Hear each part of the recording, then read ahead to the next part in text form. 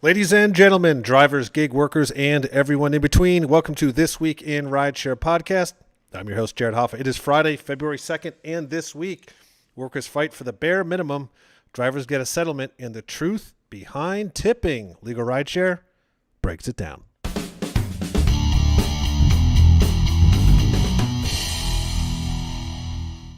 And of course, from Legal Rideshare, I'm joined by the co-founder and lead attorney, Bryant Gritting. Bryant, happy Friday.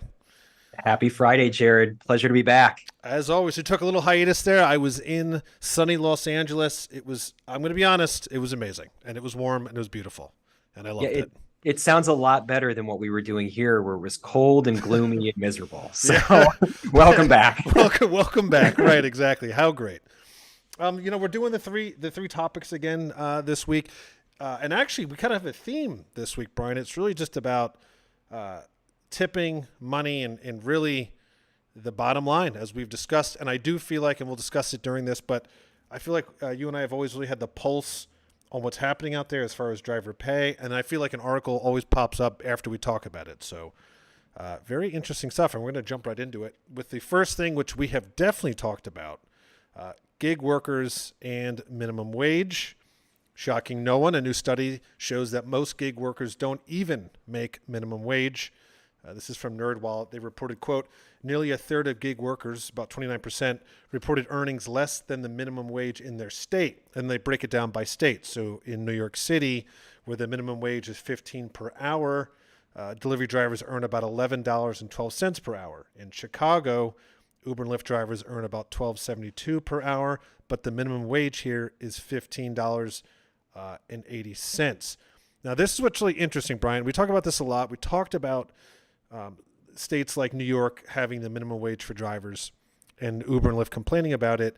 So obviously, you know that New York City enacted the first minimum wage for rideshare drivers. So typically the minimum wage, is $15 per hour, but with the new law, drivers could expect to earn up to $17 per hour. So basically, Brian, Uber and Lyft complaining that we can't afford these drivers' high rates, turns out that they can't afford minimum wage. And that's the answer. And what's really sad here is drivers can't afford to make under minimum wage. How are you supposed to live? How are you supposed to keep a roof over your head if you go out every day and you don't make a living wage? So this is not new information. We know from watching the numbers, we know from talking to the drivers, just how devastating the earnings can be. You go out there with an expectation, you think that you're making a living, and then the expenses come out, the wear and tear on your vehicle, the costs of fuel, the costs of insurance, and all of a sudden what looks reasonable at the start, a lot of drivers are finding themselves in the red. I mean, it's crazy. And these numbers, while sad to see in print, are just simply not surprising to me at all. I agree. And I think what's amazing about this is, again, with especially New York City, with that minimum wage law, basically, remember Uber and Lyft, of course, were screaming until they're blue in the face that it's going to be so high that they can't afford it and they're going to leave, and they're saying all this crazy stuff. And it's insane to me because really all that did is just make sure they make minimum wage. It's like $1 or $2 over minimum wage. And it's clear that they can't even afford to do that, which is just as you've said many times, a basic need, a basic right. And they're saying, oh, it's impossible. It's going to be so expensive. Well, it is, that's been their line for nearly a decade now. We can't do better because we can't afford it. How are, the business is losing money. Well, we're now seeing the business making a profit. We're seeing that there's money in rideshare, and they should share the wealth because they're earning that money on the back of the drivers. One of the things that's surprising to me is that Uber doesn't see that there's an incentive to treat the workers better. There's been so much turnover over the past decade in drivers, working for different companies that eventually they're going to run out of bodies. It hasn't happened yet. More drivers sign up, but once drivers see how little money that they make, how much time it takes to earn enough to put food on the table, they're going to find something else to do. And eventually there's going to be a line that they cross where there's not enough people on the road to meet the demand, and it's going to hurt the business as a whole. So it's just like anything. Take care of your people, They'll take care of you. It's good for business in the long run. And Uber and Lyft need to understand that before it's too late. Yeah, I mean, that's 100%. And it's interesting you brought that up because our third story today actually starts to discuss that and what's happening, kind of the erosion of Uber. But we'll get to that. Our second story is actually a kind of a win for drivers. After claiming wage theft, some drivers actually received a payout. This is from Essence. They added, quote, "That's what the New York Attorney General's office formally accused Uber and Lyft of last year based on many wage theft complaints from drivers with the companies. Their outcries ultimately led to a historic $328 million class action lawsuit settlement that will pay the drivers what they reportedly owed. The Attorney General Office has taken action against Uber and Lyft, accusing the companies of charging sales taxes and black car fund fees to avoid paying drivers their fair wages." So, big win for drivers. You know, they cashed out at $328 million on the settlement. So it's a good thing. And I don't know how many drivers there, Brian. I'm not sure if you know how many they're splitting it up from. I'm sure quite a lot. Yeah, I think it's any driver who worked during a specific period of time in that location. So it's going to be a large number of drivers who are splitting the pot, but it's a successful outcome here. The Attorney General said that it was the largest wage theft settlement in the history of her office. So that, I mean, that's really significant. We're looking at, again, the gig companies not playing fair. They're taking people's hard-earned money when they shouldn't. They're disguising certain fees and expenses as legitimate when they're not.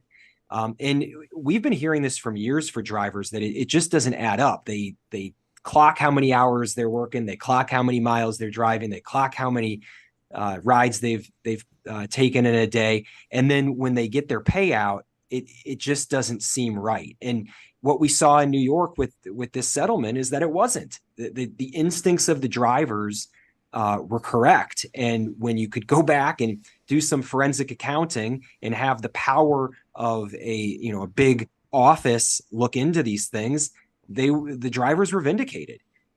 So we've been hearing this for years. I'm happy to see that New York did something about it.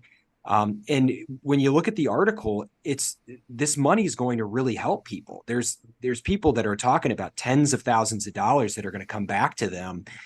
And that's, first of all, they probably could have used that money initially when they were trying to pay their bills, but that's a nice chunk of change that's going to come and make a difference in people's lives. So I'm glad that the government put the hammer down and demanded fair practices by the businesses that are running in their state. Yeah, absolutely. And really the cherry on top of that article too is even said that the outlet also pointed out that passengers recognize that Uber's policies have more built-in provisions for them and not nearly enough for drivers. So extremely transparent that, look, this is not drivers is complaining. It's a serious issue, as we've said so many times before. Happy to see a win, honestly. They deserved it. I just hope it keeps going that way. We're going to head to our final story, which actually is an interesting wrap up to some of the things that you talked about, Bryant. It's the truth behind tipping. And what everyone's starting to figure out is that tipping doesn't necessarily mean better pay for drivers. This article is from View from the Wing, and they explain why. So they said, quote, when Travis Kalanick, I think I always botch his last name, left for Uber and Expedia's CEO took over, one of the first moves was to introduce tipping of drivers. People generally applauded the change as being good for drivers because they didn't understand how tipping works. And they said in this article, it doesn't necessarily mean higher pay. So that's exactly what happened at Uber. They introduced tipping, and Uber pays their drivers less. They can't get enough drivers on the road precisely because drivers expect that while Uber doesn't pay as much, the customers might make up for it with the tip. However, shocking, what's happening is that Uber is paying them less and people are tipping less than drivers have expected. So it's reducing driver pay, which encourages better drivers with other opportunities to leave the platform. They're then being replaced by different drivers and often less expensive, older, and less maintained vehicles. It's one of the reasons that the overall Uber experience has gotten so much worse. So interesting, Bryant, you just brought this up when we first started. It's happening. So basically, Uber was hoping customers would front the rest of the cash. They're not. So what's happening is a lot of the good Uber drivers with good vehicles are leaving. It's eroding the product. It's eroding the business. Yeah, and in terms of the bottom lines, it's bad for everybody except for Uber. Uber gets to save money on what they pay the drivers. They're passing the bill to the customers. When the customers don't pay, that extra portion that Uber was expecting them to do, who gets screwed? The driver. So again, we're seeing Uber really take advantage of everybody. I feel bad that, for the passenger who recognizes that the driver is being underpaid and then feels pressure from the company to make up the difference. Like that's BS. You should tip because you're happy with the service. You should tip because it's the right thing to do, but you shouldn't tip because you know that the company, that the person who's providing you a service is screwing them. Like that takes the whole gratuity out of it. It becomes an obligation. And then obviously we're feeling for the drivers who are walking away without enough income to maintain a basic lifestyle. So, what I'm thinking of when I see this structure is the service industry works a lot on tips. The person who works at the restaurant, they make below minimum wage often because there's a tipping culture, but there are rules and there are laws and there's structure to make sure that the tips actually make up for the amount that the employer is paying them. There are, and the employer needs to make up the difference if it falls below a certain level. So where Uber and Lyft and all these gig companies win essentially is there's no regulation forcing them to ensure that their drivers are making a living wage. There's a big difference between other industries where tipping is normal and this independent contractor situation that the gig companies have created, where there's no oversight, no rules, no regulations, and there's exploited workers as a result. I mean, you nailed it. I don't know if you saw these stats. I couldn't believe it. So, just like you said, there's other businesses and services that have tipping, but it's obviously understood that you should or must tip. It's not in this case. So, the stats are nuts. 51% of food and grocery driver incomes come from tips. That's 51%. This figure is just 10% for rideshare drivers, in part because expected tipping isn't happening. Only 28.3% of rides earn tips. That's compared to 88.5% of grocery delivery and 74.5% of food orders. So it's exactly what you said. People just aren't tipping the drivers or delivery drivers or gig workers the way you would if you had a server or a bartender or someone in another service industry. And it's clearly making a difference. And again, it's eroding the service. It's eroding the experience. And eventually drivers are going to see that and walk away. So, this article alluded to that, saying that one driver sees that the situation isn't working for them. They leave, another one comes up. Like I said earlier, eventually the well's going to run dry.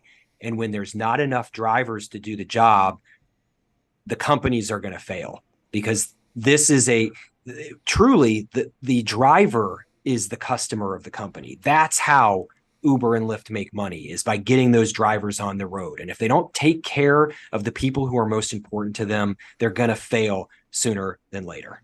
Yeah, totally. So very interesting articles this week, Brian. A lot on the money, but a lot of clarity, a lot of transparency in what we've already known. But when you see it on paper, it's just those numbers, man, they hurt. Before we head into the weekend, I do want to give you the final say, and then we'll head off. Just reminding everybody that we're available for free legal consultations. Should you find yourself in an accident or injury situation, while working on the job. So that means we can help discuss with you what you're entitled to, whether it's the cost of medical treatment, lost wages, pain and suffering, any other damage that you sustain. We want to make sure that you have the information necessary to get the settlement you deserve, to fight the insurance company, to put the money in your pocket that you're entitled to. So please visit us at LegalRideshare.com. We're always available and always glad to help. And I will second that. Gig workers and drivers, please, if you get into an accident, if you think that maybe you should ask us about it, do it. It's free consultations. You'll likely talk to myself or you'll talk to Bryant, and we will guide you in the right direction. Just do not hesitate. That's all we ask. But that is the end of this week in Rideshare. See you next week.